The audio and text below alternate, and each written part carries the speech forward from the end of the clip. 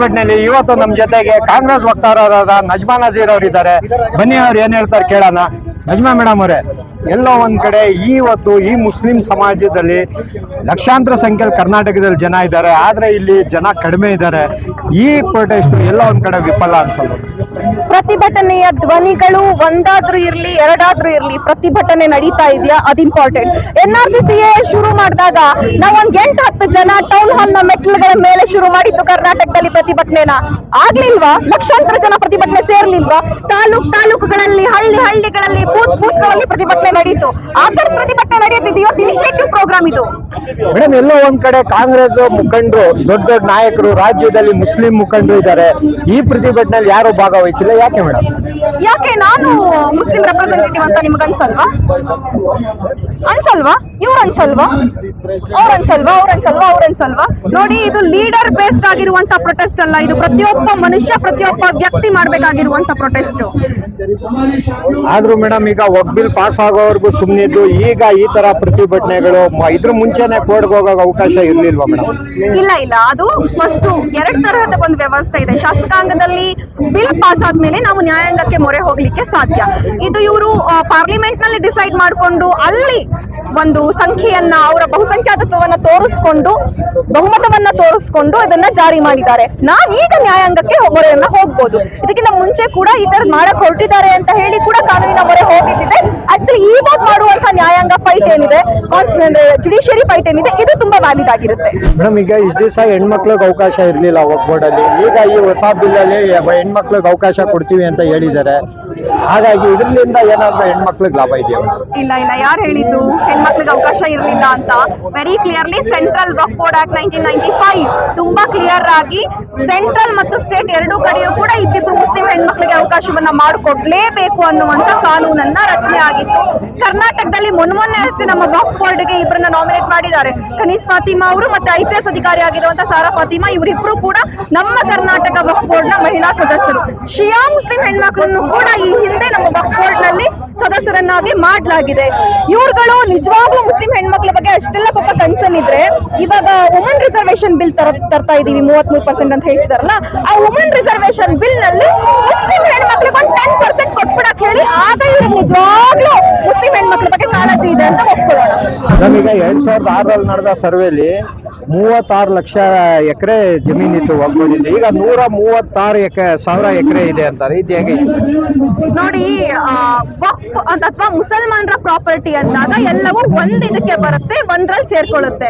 ಮುಜರಾಯಿ ಇಲಾಖೆ ಹಂಗ್ ಲೆಕ್ಕ ತಗೊಳಕ್ ಹೋದ್ರೆ ನಮ್ಗಿಂತ ಜಾಸ್ತಿ ಇದೆ. ದೇವಸ್ಥಾನಗಳು, ಮಠಗಳು, ಮಂದಿರಗಳು, ಅವ್ರ ಸ್ಕೂಲ್ಗಳು ಎಲ್ಲ ನೋಡಿದ್ರೆ ಅದಕ್ಕಿಂತ ಜಾಸ್ತಿ ಇದೆ. ಎರಡನೇದಾಗಿ, ಮೊದ್ಲೆಲ್ಲ ಯಾರಾದ್ರೂ ದಾನ ಕೊಡ್ಬೇಕಾದ್ರೆ ಬಾಯಿ ಮಾತಲ್ಲಿ ಹೇಳ್ಬಿಡ್ತಿದ್ರು, ನಾನು ಇದನ್ನ ಮಸೀದಿಗೆ ಬಿಟ್ಬಿಡ್ತೀನಿ, ನಾನು ಇದನ್ನ 10 ಜನಕ್ಕೆ ಮುಸಲ್ಮಾನಕ್ಕೆ ಬಿಟ್ಬಿಡ್ತೀನಿ ಅಂತ ಹೇಳ್ತಾ ಇದ್ರು.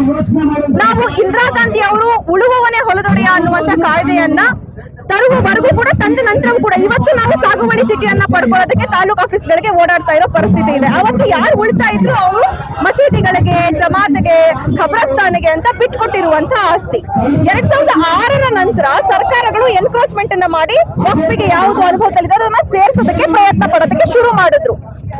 ಅದರಲ್ಲಿ ಬರೀ ಸಿದ್ದರಾಮಯ್ಯ ಅವ್ರ ಸರ್ಕಾರ ಮಾತ್ರ ಸೇರಿಸಿಲ್ಲ, ಯಡಿಯೂರಪ್ಪ ಅವ್ರ ಸರ್ಕಾರ ಕೂಡ ಯಾವ್ಯಾವ ಆಸ್ತಿಗಳಿದೆ ಅದನ್ನ ತಗೊಳ್ಳಿ ಅಂತ ಹೇಳ್ತು. ನಾವ್ ನೆನ್ಪಿಟ್ಕೊಳ್ಬೇಕು, ವೆರಿ ರೀಸೆಂಟ್ಲಿ ಬೊಮ್ಮಾಯಿ ಸರ್ಕಾರ ಕೂಡ ಯಾವ್ಯಾವ ಆಸ್ತಿಗಳು ವಕ್ಫ್ ಅನುಭವದಲ್ಲಿದೆ ಬಟ್ ಅವ್ರ ಹೆಸರಲ್ಲಿ ಇಲ್ಲ, ಅದನ್ನೆಲ್ಲ ವಕ್ಫ್ ಹೆಸರಿಗೆ ಸೇರಿಸ್ರಿ ಅಂತ ಹೇಳಿದ್ರು. ಹೀಗೆ ಸೇರಿಸ್ತಾ ಬಂದಂತ ಆಸ್ತಿಗಳೇ ಇವತ್ತು ಈ ಸಂಖ್ಯೆ ಆಗಿರೋದು. ಮುಂಚೆ ಮಸೀದಿ ಮಂಡಲ್ ಅನ್ನೋ ಹೆಸರಿನಲ್ಲಿ ಮಸೀದಿಯ ಜಮೀನು ಇರ್ತಾ ಇತ್ತು, ಇವತ್ತು ವಕ್ಫ್ ಬೋರ್ಡ್ ನ ಹೆಸರಲ್ಲಿದೆ, ಸಮಿತಿ ಹೆಸರಲ್ಲಿದೆ. ಹಾಗಾಗಿ ಆ ಸಂಖ್ಯೆ ಜಾಸ್ತಿ ಆಗಿದೆ ಹೊರತು ಈಗೇನು ಹೊಸದಾಗಿ ಮೇಲಿಂದ ಬಿದ್ದಿಲ್ಲ. ಇನ್ನೂ ಹುಡುಕಿದ್ರೆ ಇದರ 4 ಪಟ್ಟಷ್ಟು ನಮ್ ಜಮೀನುಗಳಿದೆ, ನಾವು ಅದನ್ನ ವಕ್ಫ್ ತಗೊಳ್ಬೇಕಾಗಿದೆ. ಅಕ್ಷರ್ ಕೊಡ್ಲಿ ಬೇಡ. ಈಗ ಯಾವುದೇ ಒಂದು ಪಾರ್ಲಿಮೆಂಟ್ ಅಲ್ಲಿ ಬಿಲ್ ಪಾಸ್ ಆಗ್ಬೇಕಂದ್ರೆ ಅದು ಎಲ್ಲಾ MP-ಗಳಿಗೂ ಮುಂಚೆನೆ ಹೋಗಿರುತ್ತೆ, ಗೊತ್ತಿರುತ್ತೆ ಇಂತ ಒಂದು ಬಿಲ್ ಬರುತ್ತೆ ಅಂತ. ಆ ಸಮಯದಲ್ಲಿ ಯಾರು ಧ್ವನಿ ಎತ್ತಲಿಲ್ಲ, ಯಾಕೆ ಸರ್? ಯಾರು ಧ್ವನಿ ಎತ್ತಿಲ್ಲ ಅಂತ ಹೇಳೋದು ತಪ್ಪಾಗ್ತದೆ. ಧ್ವನಿ ಎತ್ತಿದ್ದಾರೆ. ಇಂಡಿಯಾ ಬ್ಲಾಕಿನ ಎಲ್ಲಾ ಪಕ್ಷಗಳು ಕೂಡ ಇದನ್ನ ಪ್ರಬಲವಾಗಿ ವಿರೋಧ ಮಾಡಿದ್ದಾರೆ.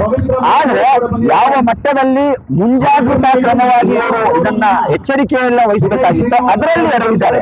ವಿಶೇಷವಾಗಿ ಏನು ನಿತೀಶ್ ಕುಮಾರ್ ಮತ್ತು ಚಂದ್ರಬಾಬು ನಾಯ್ಡು ಅವರು ಮುಸಲ್ಮಾನರ ಓಟನ್ನ ಪಡ್ಕೊಂಡು ಇವತ್ತು ಅಧಿಕಾರದ ಆಸೆಗಾಗಿ NDA ಗೆ ಮೈತ್ರಿ ಮಾಡಿಕೊಂಡಿದ್ದಾರೆ. ಇವರು ಮುಸಲ್ಮಾನರ ಬೆನ್ನಿಗೆ ಚೂರಿಯನ್ನ ಹಾಕಿ ಹಾಕಿದ್ದಾರೆ. ಇವರಿಗೆ ಮುಂದಿನ ವಿಧಾನಸಭಾ ಚುನಾವಣೆಗಳಲ್ಲಿ ಆ ರಾಜ್ಯದ ಮುಸಲ್ಮಾನರು ತಕ್ಕ ಪಾಠವನ್ನು ಕಲಿಸ್ತಾರೆ. ಅಕ್ಷರ್ ಭಾಷೆ ಅವರೇ, ಈ ತರ ಒಂದ್ ಬಿಲ್ ಬರುತ್ತೆ ಅಂತ ಮುಂಚೆನೆ ಕೋರ್ಟ್ಗೆ ಹೋಗ್ಬೋದಿತ್ತು. ಈ ತರ ಒಂದ್ ಬಿಲ್ ಜಾರಿ ಮಾಡಬಾರ್ದು ಅಂತ ಇಷ್ಟೇ ತಂದ್ಬೋದಿತ್ತು. ಯಾಕಂದ್ರೆ ನೀವು ಹಲವಾರು ಪ್ರಕರಣಗಳಲ್ಲಿ ನೋಡ್ತೀರಾ, ಯಾವುದೋ ಒಂದು ಸಿಡಿ ಬಿಡುಗಡೆ ಇತ್ತು, ಮುಂಚೆನೆ ಇಷ್ಟೇ ತಗೊಂಡ್ ಬಂದ್ಬಿಡ್ತಾರೆ. ಎಲ್ಲೋ ಒಂದ್ ಕಡೆ ಮುಸ್ಲಿಂ ಸಮಾಜದ ನಾಯಕರದು ಇಲ್ಲಿ ಕೊರತೆ ಅನ್ಸಲ್ವಾ?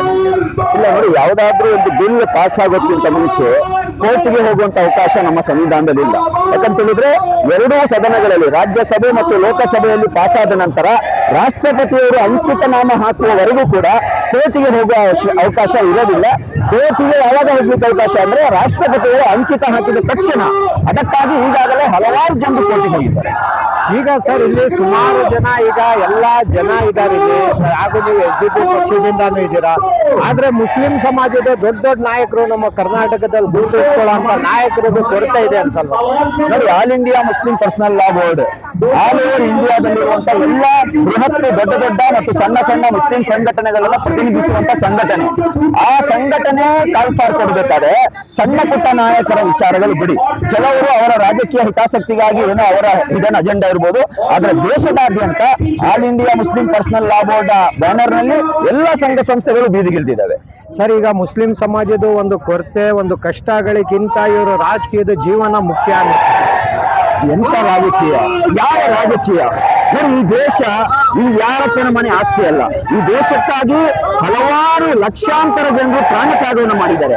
ಇವತ್ತು ಈ ದೇಶಕ್ಕೆ, ದೇಶದ ಸಂವಿಧಾನಕ್ಕೆ ಗಂಡಾಂತರ ಎದುರಾದಾಗ ನಾವು ನಮ್ಮ ರಾಜಕೀಯವನ್ನ ನೋಡ್ತಾ ಕೂತ್ರೆ ನಾವು ದೇಶವನ್ನ ಯಾರು ಉಳಿಸೋರು? ಈ ದೇಶವನ್ನು ಉಳಿಸ್ಲಿಕ್ಕೆ ಭಗತ್ ಸಿಂಗ್ ಅವರು ಏನು ಹುತಾತ್ಮರಾಗಿದ್ದಾರೆ, ನೇತಾಜಿ ಸುಭಾಷ್ ಚಂದ್ರ ಬೋಸ್ ಇರ್ಬೋದು, ಅಶ್ಫಾಕುಲ್ಲಾ ಖಾನ್ ಇರ್ಬೋದು, ಇವರೆಲ್ಲ ಯಾಕಾಗಿ ಪ್ರಾಣ ತ್ಯಾಗ ಮಾಡಿದ್ದು? ಈ ದೇಶ ಯಾರಪ್ಪನ ಮನೆ ಆಸ್ತಿ ಅಲ್ಲ.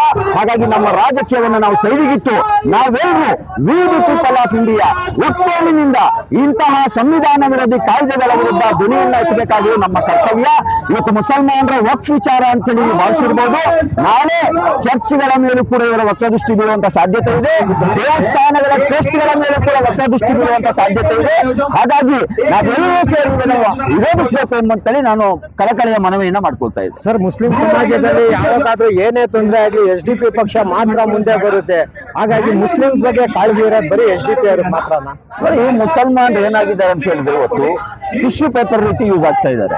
ಯಾವಾಗ ಬೇಕೋ ಆವಾಗ ಯೂಸ್ ಮಾಡುವಂಥವು, ನಂತರ ಸೈಡಿಗೆ ಬಿಸಾಕುವಂಥದ್ದು. ಇದು ಬದಲಾಗಬೇಕು. ಈ ದೇಶದಲ್ಲಿ ಮುಸಲ್ಮಾನರ ಏನು ವಿಚಾರಗಳಿದೆ, ಇಶ್ಯೂಗಳಿದೆ, ಆ ಇಶ್ಯೂಗಳು ಬಂದಂತ ಸಂದರ್ಭದಲ್ಲಿ ಬಿಜೆಪಿ ಅಂತ ಅವರು ಓಪನ್ ಆಗಿ ಎದುರಿಸ್ತಾರೆ ಬಿಡಿ, ಅವರು ಅಪೋಸ್ ಮಾಡ್ತಾರೆ.